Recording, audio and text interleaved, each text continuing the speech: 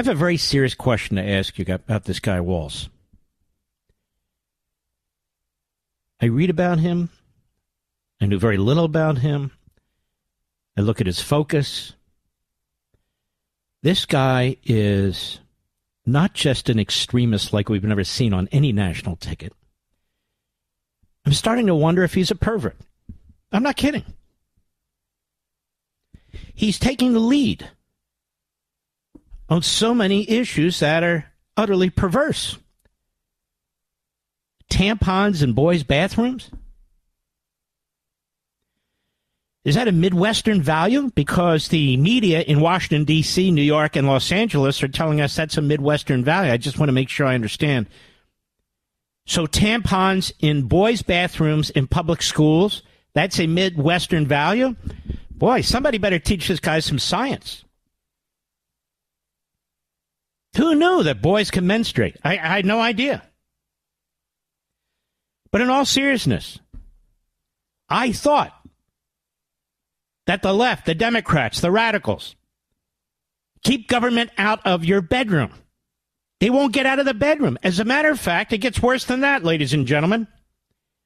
Minnesota is a sanctuary state, not just for illegal aliens, but for child sex changes. Is that another Midwestern value that I'm unaware of? Child sex changes? I mean, George Stephanopoulos said it is. George Stephanopoulos also cited Tim Walz's military record. We're going to get into that, too. From our friends at National Review. Newly minted vice presidential candidate Tim Walz signed a bill in April 2023 that made his state a sanctuary for child sex changes, promoting tourism for such radical medical interventions in defiance of states that restrict them. A tourist site for child sex changes? A Midwestern value? Dubbed the Trans Refugee Bill by its supporters, the law grants legal protection to children who travel to Minnesota for so-called gender-affirming care, including puberty blockers, reconstructive genital surgery, and hormone therapy, as well as the medical practitioners who provide it. See, I see it differently. Minnesota is now a haven for child abuse, for the medical and surgical disfiguration of children. The law prohibits Minnesota courts or officials from complying with child removal requests, extraditions, arrests, or subpoenas related to a child sex change procedure received in Minnesota, even if they're a crime in another state. So if you're in a neighboring state, you go to your court, that child is your child, that child is a citizen of your state, you get an extradition order from your court in your state. He signed a bill that says, too damn bad. That child is in Minnesota. Therefore, he's our property.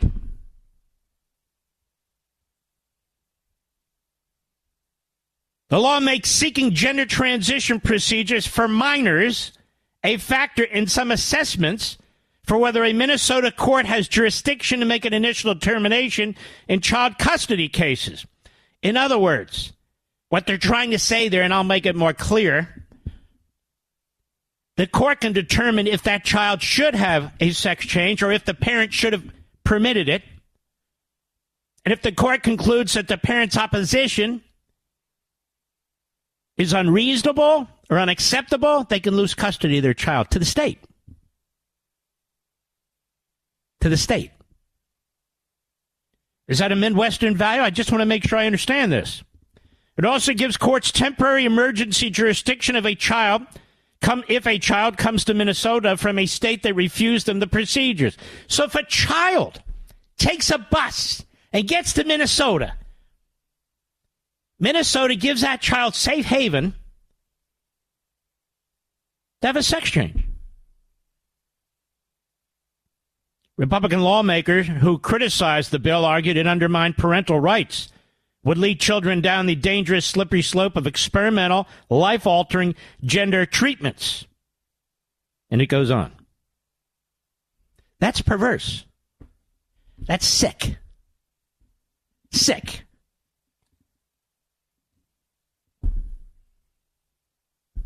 And what's with these tampons in boys' bathrooms in public schools? That's sick. That's sick. Years ago, we called this perversion. I look at this guy now, this Tim Walz. Tell me what you think, Mr. Producer. I figure you put him in a raincoat on the corner, and he looks like a pervert now in my eyes. Does he not to you? This is a very, very weird man. But weird doesn't define him. Pathological defines him when we get into some of these other areas. Let's talk about abortion. We've talked about tampons because they're prominent in his administration. We've now talked about a child trans sanctuary, which is now Minnesota, the most radical law in the nation. And now we talk about abortion. Abortion in Minnesota is the most extreme in the country. There are others that do it too, the way he does it. Virtually no limits. You know, Roe v. Wade had limits, the third trimester. But in the case of Minnesota, you don't have to have parental notification. You can have an abortion right up to the end. It's as extreme as it gets. It is infanticide. That's why I call this guy, he's the waist down guy. He's pretty sick. He's pretty extreme, don't you think? And that's why the media are telling you he has Midwestern values. That's why the media wants you to think, oh, this guy was a teacher. You know, he served in the military. He's a hunter. All of a sudden, Chris Matthews is out there calling Kamala Harris John Wayne. That seems kind of weird to me, doesn't it, you? I think John Wayne was a male. I don't think Kamala Harris is. John Wayne? Now everybody's John Wayne. They hate John Wayne. I love John Wayne. As a matter of fact, people ask me on my lapel, I have an American flag, and on the other lapel, depending on what state I'm in, where my jacket is, I have a John Wayne button. But nonetheless, the propagandists in the media and the propagandists of the Democrat Party are trying to convince you this guy's a moderate. While Bernie Sanders, Elizabeth Warren, the Democrat Socialists of America, that's AOC, Tlaib, Omar, are praising it. Pam Yamama, whatever her name is, the head of the progressives in the House, she is thrilled with this. All the Marxist Islamists are besides themselves with happiness. And, of course, Obama is, with his invisible hand behind the scenes. This is a moderate to the Democrats. I think we should accept them at their word. This is a moderate to the Democrats. What's an extremist to the Democrats? I'm serious. What is an extremist? What we've learned about this guy is not only is he, in my view, kind of a pervert. And look, these are perverse. That's all I mean. It's perverse. And people who celebrate this, whether they're Democrats, perverse. It's perverse. There may be children. There may be children who are subject to this issue of genital confusion and so forth, but the vast majority of the research says the overwhelming majority grow out of it. So you don't start taking a butcher's knife or get into this genitalia medical activity. What's the hurry? If they're 6 years old or they're 8 years old, what's the hurry? And yet Minnesota is ground zero for children sex change operations, sex change medical procedures. Ground zero. It's a sanctuary state for sex change procedures for children. He's a moderate, don't you know? Tampons in boys' bathrooms in public. He's a moderate. Don't you know? Abortion. At the very last second before birth. That's a moderate position. It's a Midwestern position, don't you know? This is what they think and believe in the Midwest, in Michigan, in Wisconsin. Battleground states. This is the so-called blue wall. It's blue, but it's not a blue wall.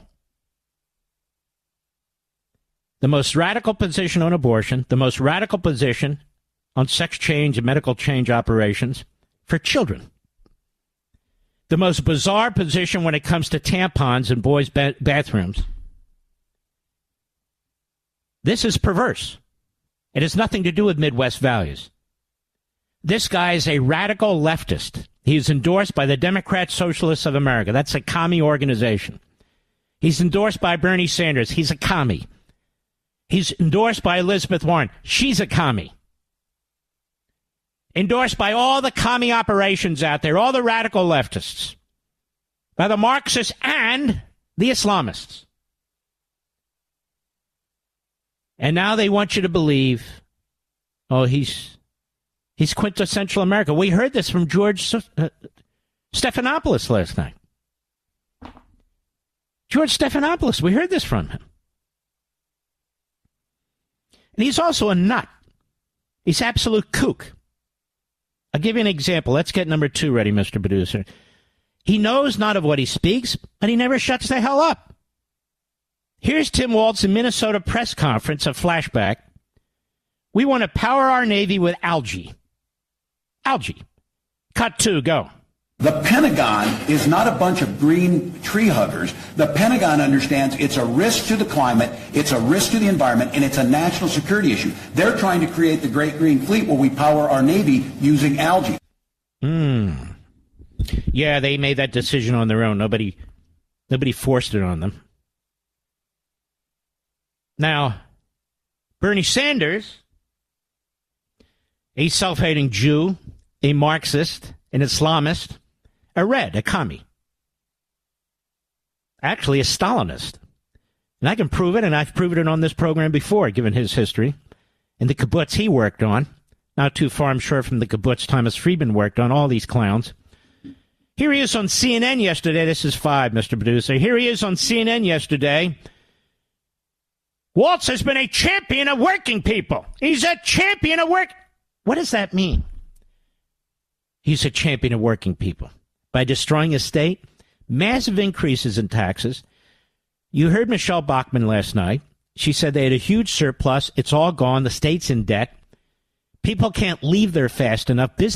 Minnesota is California, but smaller. Minnesota's California, but more radical. I'll play this when we'll play it now. Let's go to cut 5, Mr. Producer. Go. The reason that I wanted Governor Walz is, as you know, he comes from a rural state. He has been a champion of the working class. He's passed some very good legislation. And at a time when we have massive levels of income and wealth inequality, shut up, you commie bastard. Guy's a millionaire. He's worried about inequality. Now, what he should be worried about is those little kids in Minnesota who are going to be forever destroyed. But that's what working Americans want, right? That's what you blue-collar guys want, blue-collar gals?